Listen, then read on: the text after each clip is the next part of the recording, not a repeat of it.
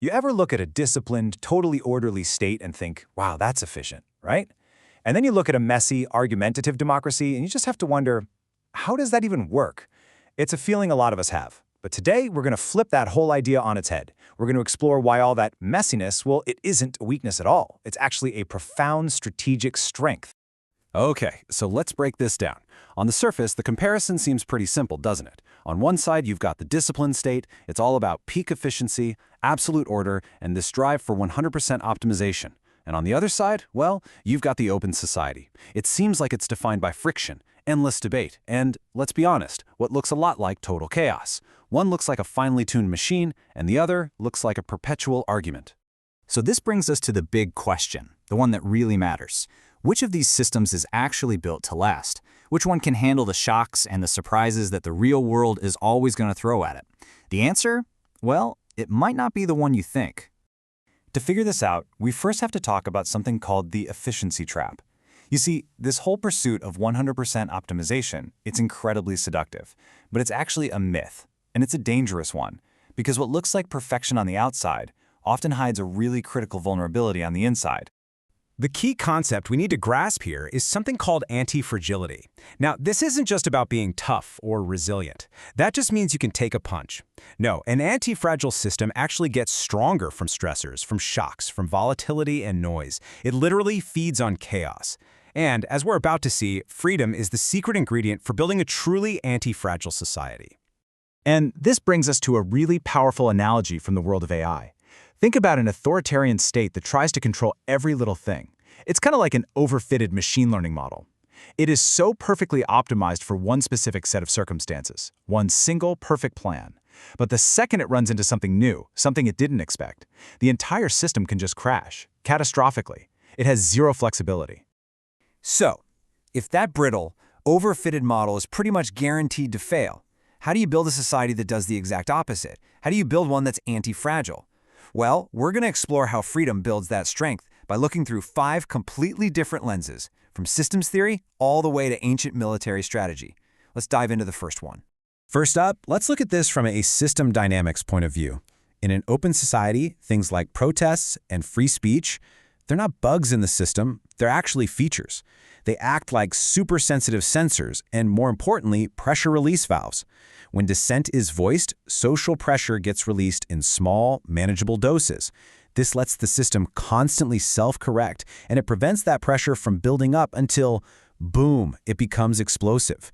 It's a system using tiny shocks to get stronger, and that's the very definition of anti-fragility. Our second lens comes from behavioral economics. Leaders in a closed system often suffer from what's called an illusion of control.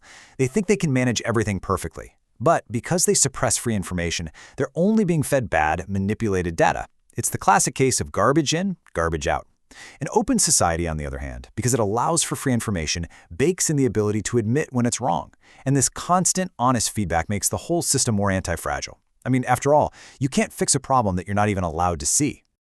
Okay, next up, let's look at this through the lens of game theory. Society is basically a game with 2 players, the rulers and the citizens. And if you look at the table, if a repressive ruler meets a revolting population, you get the absolute worst outcome for everyone, a violent coup. The real genius of democracy is that it creates what's called a Nash equilibrium. It steers everyone away from total disaster. Both the rulers and the citizens agree to cooperate, to tolerate elections and peaceful transitions. It might be a suboptimal outcome for both in the short term, but it's a safe one. It's the most rational choice for long-term stability, and it avoids the very fragility that leads to collapse. All right, let's move to our fourth lens, military strategy, and this one comes straight from Sun Tzu. A wise general never ever commits 100% of their forces to a single battle. Well, a state that pushes its people and its economy to the absolute limit has no strategic buffer. That apparent inefficiency of a free society, the private sector, civil groups, all those individual pursuits, that's actually vital redundancy. That slack in the system is a hidden reserve of anti-fragile capacity. It's an untapped source of energy and innovation that can be called upon during a major crisis. And our final lens is philosophy. See, freedom makes the society anti-fragile against the most dangerous threat of all, a single, giant, all-encompassing story that claims it knows the future. By allowing a ton of different voices, freedom is constantly deconstructing and challenging power. This creative chaos builds a natural immunity to extremist ideas, and it prevents any single bad idea, any single point of failure, from taking total control. So, after looking through all 5 of these lenses, we can finally make our final calculation. It lets us reframe this whole debate. It's not about chaos versus order. It's really about being brittle versus being built to last. And this brings us to the ultimate takeaway.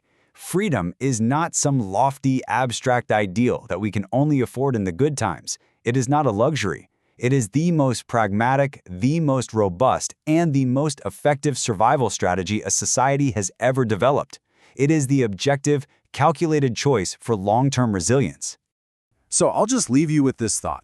The societies that embrace debate, that tolerate all that messiness, and that refuse to lock themselves into a single perfect plan, those are the ones best equipped to handle whatever the future throws at them.